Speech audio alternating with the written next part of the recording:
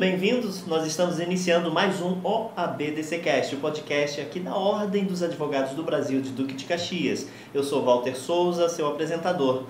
Quero agradecer ao Dr. Wagner Botelho, doutora Débora Arditi e também a doutora Elisângela Zurita, sem a qual nós não teríamos como estar compartilhando com você este conteúdo tão relevante para os iniciados, no meio jurídico, para toda essa comunidade. Eu peço que você fique conosco até o final deste vídeo.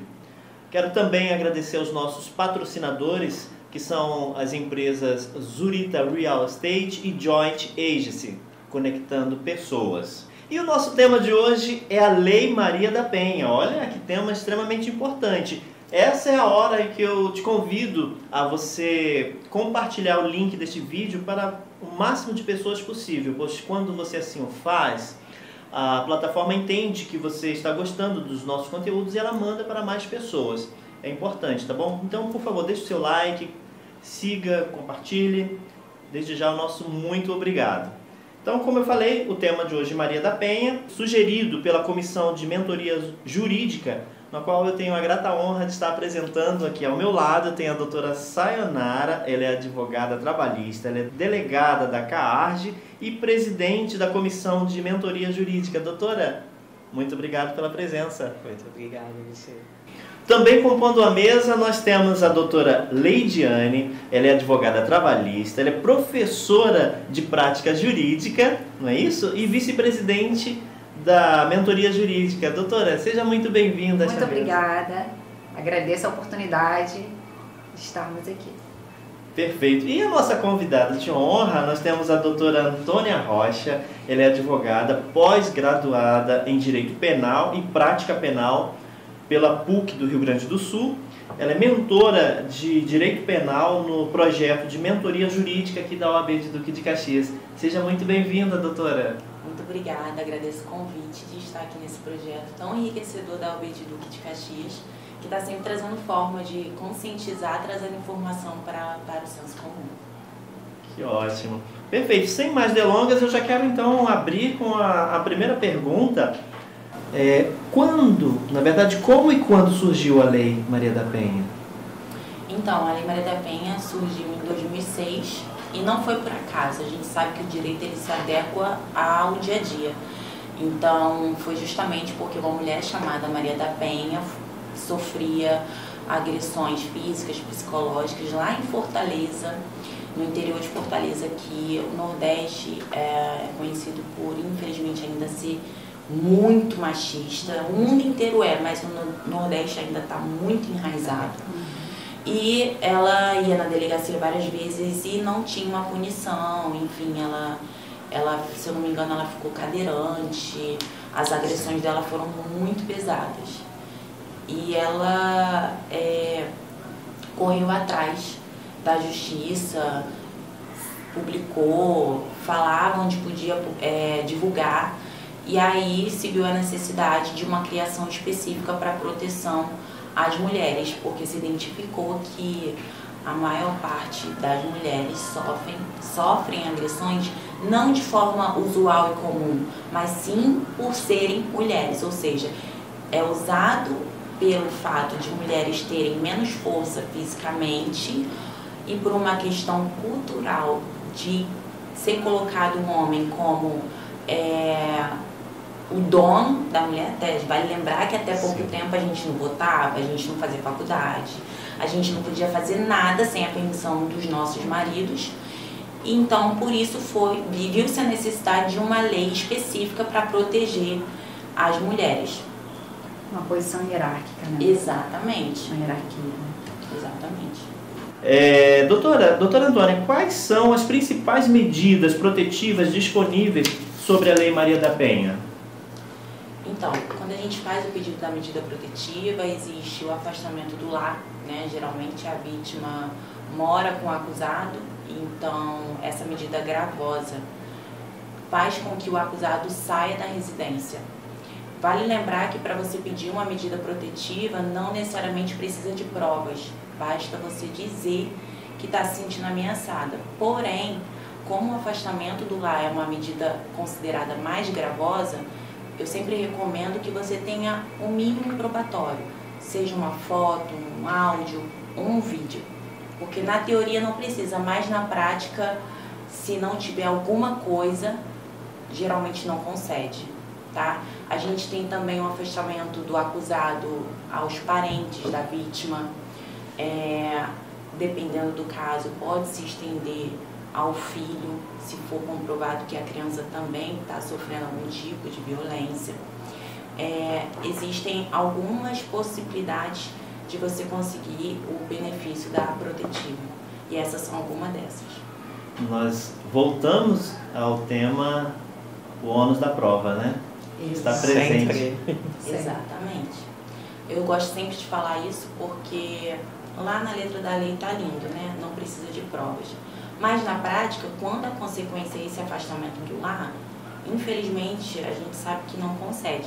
Porque apesar de a Lei Maria da Penha ter vindo por um grande motivo, né? Tendo em vista a porcentagem enorme de vítimas, de mulheres vítimas em razão de serem mulheres, existem, infelizmente, mulheres que usam dessa lei de forma imprópria, né? Às vezes como uma forma de ameaçar o cara, porque resolveram se separar e aí não, de fato não está sofrendo essa violência, e aí pede a protetiva como uma forma de ameaçá-lo. Então, por isso que na prática, quando existe como consequência essa medida mais gravosa, que é o afastamento do lar, eles pedem alguma coisa para provar. Entendi. E como que o advogado ele pode ajudar a vítima a reunir provas e documentar a violência sofrida? Então, sempre quando existe alguma violência física, né, que é uma violência mais fácil da gente provar, se eu for contratada imediatamente, eu já levo direto para a delegacia. Por quê? O corpo de delito, naquele momento, é essencial.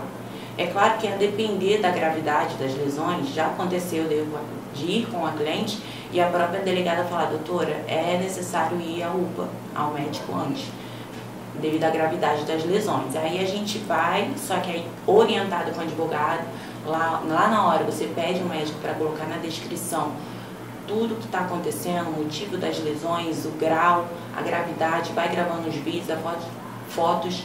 Quando sair do atendimento médico, já leva direto para a delegacia. Por quê?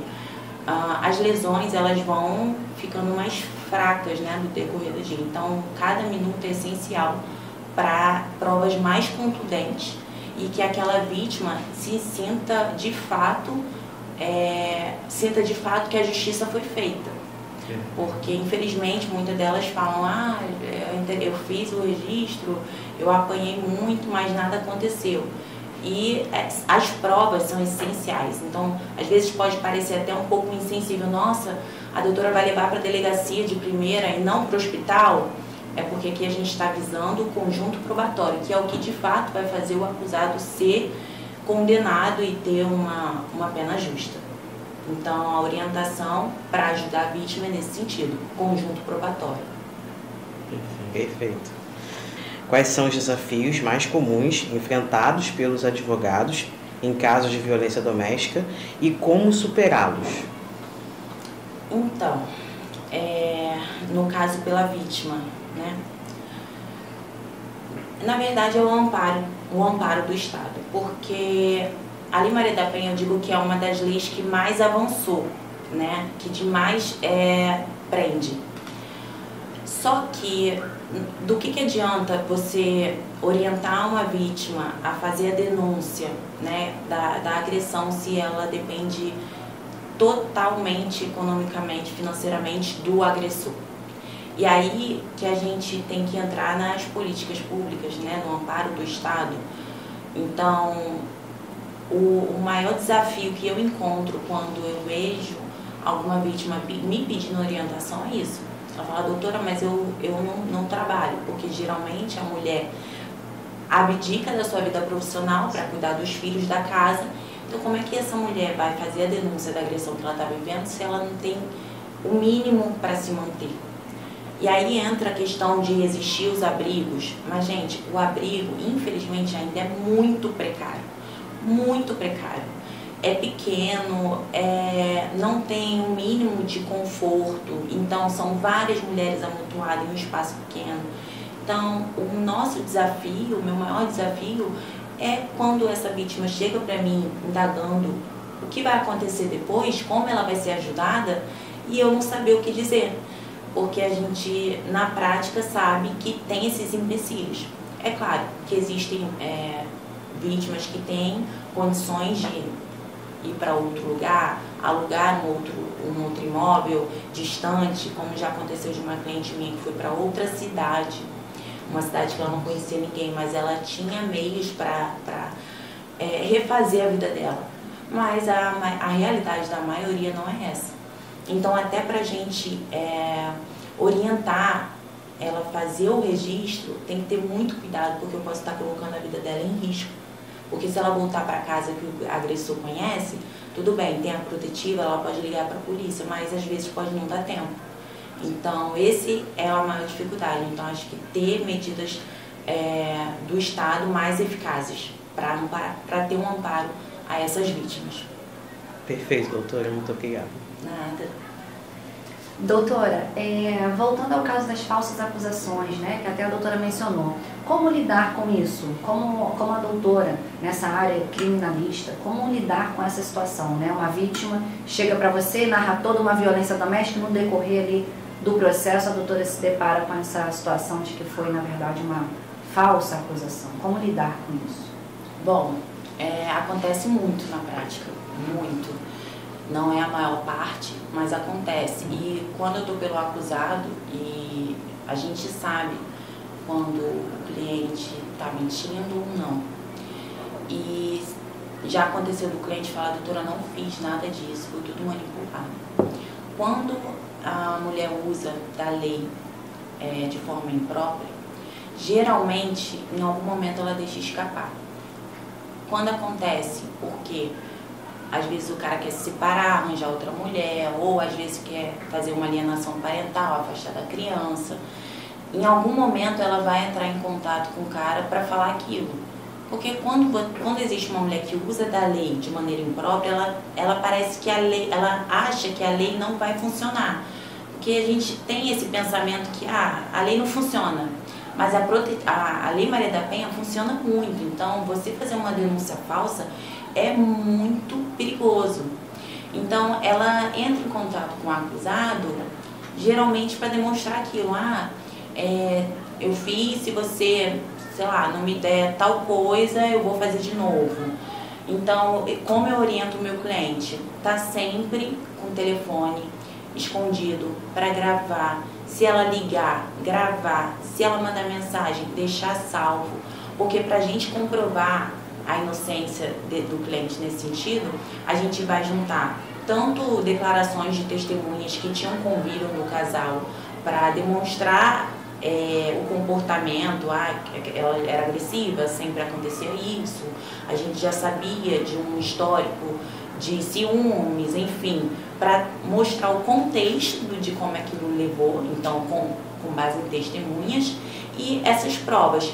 Se ela estiver indo atrás dele, se ela estiver mandando mensagem, é uma das provas assim que a gente já fala, poxa, excelência, como que ela está com medo se ela está entrando em contato com ele?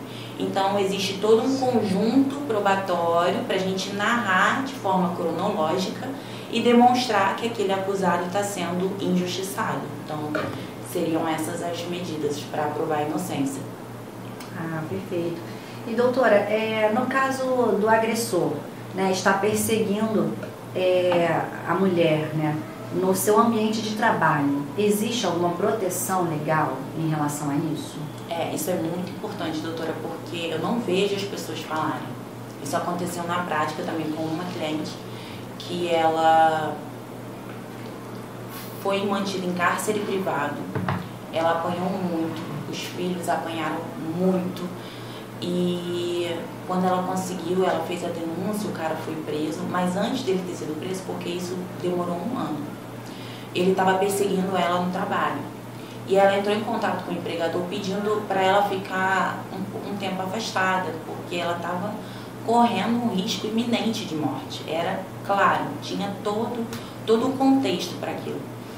e o empregador ele não concedeu, enfim, ela pediu para tentar um acordo, mas não concedeu. Gente, vale ressaltar que se você está sofrendo violência doméstica e está sendo perseguida no seu ambiente de trabalho, no processo de ver essa cliente, ela não tinha me conhecido nessa época. Ela estava pela Defensoria Pública, no processo criminal contra ele. Se você estiver pela Defensoria Pública ou com um advogado, você pode pedir ao juiz da vara criminal o afastamento de até 6 meses, que é concedido na Lei Maria da Penha, tá?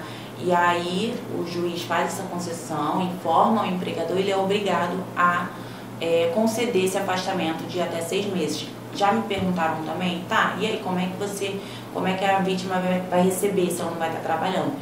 Segue a mesma linha lógica de auxílio-doença, 15 primeiros dias empregador e o restante pelo INSS. Então você tem sim esse direito concedido e previsto na Lei Maria da Penha. Doutora, como uma mulher pode se identificar como vítima de violência doméstica? A Lei Maria da Penha, os crimes são de ação pública incondicionada. O que significa isso? Que basta você relatar que você está sendo agredida, que o Ministério Público ele já vai oferecer denúncia contra aquele acusado. Isso porque a gente entende que a vítima, muitas das vezes, ela não tem condição de perceber que ela é vítima. Quantas vezes a gente escuta as mulheres falando: ah, ele me bateu, mas eu não quero que aconteça nada com ele. Ah, ele fez isso, mas é porque ele estava estressado. Porque a gente sabe que existe uma questão cultural da mulher ser a salvadora dos homens. De que a culpa é sempre da mulher. Afinal, se ela é estuprada, a culpa é da roupa dela. Afinal, se ela é agredida, a culpa é dela. Então, tudo isso, psicologicamente, a gente fala que é basicamente uma lavagem cerebral. Existe um ciclo, isso não sou eu que estou falando, isso é a ciência. Existe um ciclo de violência doméstica que os próprios psicólogos já identificaram. E como o nome mesmo diz, é um ciclo. Ele pode não ter fim, porque é difícil você sair dele. E como que funciona? Primeiro, o cara enche a mulher de carinho, de presentes, trata ela como uma princesa, afinal, que mulher não gosta disso? E depois ele começa a manipular. Primeiro reclama da roupa, do batom, reclama das amigas que ela andava junto, e ela começa a se adequar a tudo que ele fala. Afinal, poxa, ele me ama, ele me trata super bem. Se ele está falando isso, é pro meu bem. E depois que ele começa a fazer isso, começam as brigas, até que chega a agressão psicológica, que é a manipulação. Depois chega a agressão física e, infelizmente, podendo chegar até a morte. Mas antes de chegar, começa a agressão, aí depois ele pede perdão, e aí enche ela de amor, de carinho, diz que vai mudar, depois agride de novo, depois pede. Por isso que a gente fala que é um ciclo. Então, assim, a maior dificuldade que a gente vê é a vítima identificar que ela é vítima. Porque chega uma pessoa de fora e vê ela com o olho roxo e fala: você tem que denunciar. Ela fala assim: não, mas ele me ama, ele cuida da casa, ele me dá tudo. Então ela não percebe que ela é vítima e o que ele faz é manipulação. Então, se você está sofrendo violência e não sabe se você é uma vítima, quer identificar, observa se acontece esse ciclo. Ainda que você fique na dúvida, vamos pensar de forma mais racional. Se você está se identificando nesse ciclo, procure ajuda. Ajuda profissional, ajuda psicológica, porque eu digo que um tapa, muitas das vezes você bate e passa. Agora, a agressão psicológica ela é pior, porque ela te prende, te manipula. Eu lembro que, assim, não tem a ver com a lesão de agressão de homem e mulher, mas eu lembro que eu já ouvi algumas amigas também, quando a gente é criança e se a nossa mãe bate na gente, exatamente, a gente chora e passa, tá tudo bem. Agora, se ela bota a gente de castigo, pra gente é muito pior. E isso é psicológico. É só a gente pensar nisso. entendeu? A agressão psicológica ela é mais difícil de você desamarrar do que uma agressão física. Perfeito. Então é isso. Em relação a isso, eu acho que tem até uma coisa importante ser dita, que você falou sobre os pais que batem nas crianças quando são crianças, enfim. Muitas mulheres que sofrem agressão de seus maridos, namorados, etc., entendem que não são vítimas porque quando eram crianças os pais amavam, mas de vez em quando também batiam. Exatamente. E aí você vê a problemática que isso pode causar pelo resto da vida em uma pessoa. Mas, enfim, perfeita a sua explanação. Muito obrigada. Eu tenho mais uma pergunta, doutora. Acho que tá certo. A Lei Maria da Penha, ela é aplicada também a homens ou somente a mulheres? Apenas a mulheres. O que não significa que não pode ser aplicada a casais homoafetivos, tá? Então, eu já vi sim sendo aplicada em casais, no caso, 2 mulheres, eu não sei o termo correto, se são os trans que usam... Mulheres transgênero. Então, ela usa hormônio, ela se sente mais frágil, então pode ser aplicada também. Tudo que tiver uma condição equiparada ao gênero feminino. Tá? Agora, se um homem for agredido por uma mulher, ele não vai ser vítima de violência doméstica, ele vai ser vítima de lesão corporal leve ou grave na lei comum. Queria só acrescentar uma coisa que eu vejo, eu acho que o conhecimento ele liberta, né? E infelizmente eu vejo homens que se acham que são bons e de fato são, porém tem um pensamento retrógrado com relação à Lei Maria da Penha, porque a um olho nu a gente imagina assim, poxa, mas a Lei Maria da Penha é muito injusta com o homem, porque nem escuta a outra parte e já concede a medida protetiva.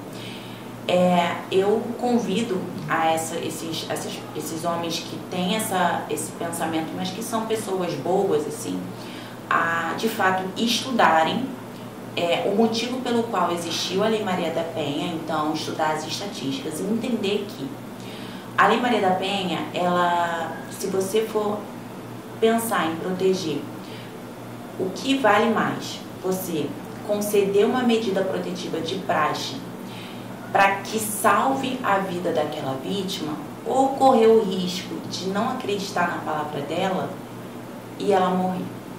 Então, assim, se ela está sofrendo a violência, a medida protetiva é só você não estar perto dela, que não vai te acontecer nada. Agora, se ela estiver sofrendo a violência doméstica, aquela concessão de praxe sem escutar o acusado vai salvar uma vida. Então, a gente precisa entender que a lei, para ela ser feita e ter essas concessões antes do famoso amplo contraditório do direito penal, existe um motivo. É porque a quantidade de mulheres mortas, por serem mulheres, é muito maior. As estatísticas já dizem tudo. As estatísticas dizem tudo. Então, convido também, o que o doutor falou, é uma mudança de mentalidade, né? Então, é isso.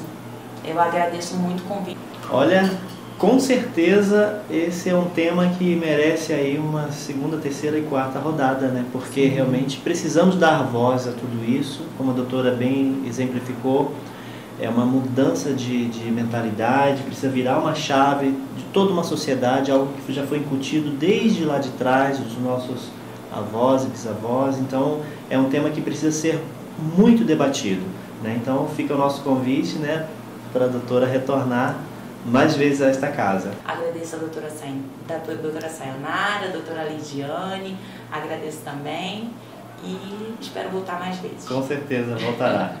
Doutora, eu gostaria que a senhora deixasse suas redes sociais, por favor. Sim, no meu Instagram compartilho meu dia a dia na advocacia criminal, coloco caixinha de perguntas, então quem quiser saber um pouquinho do nosso dia a dia, só seguir lá, @antoniarocha.adv. Eu vou adorar receber vocês na minha rede social. Infelizmente, chegamos ao final desse podcast, né, tão enriquecedor.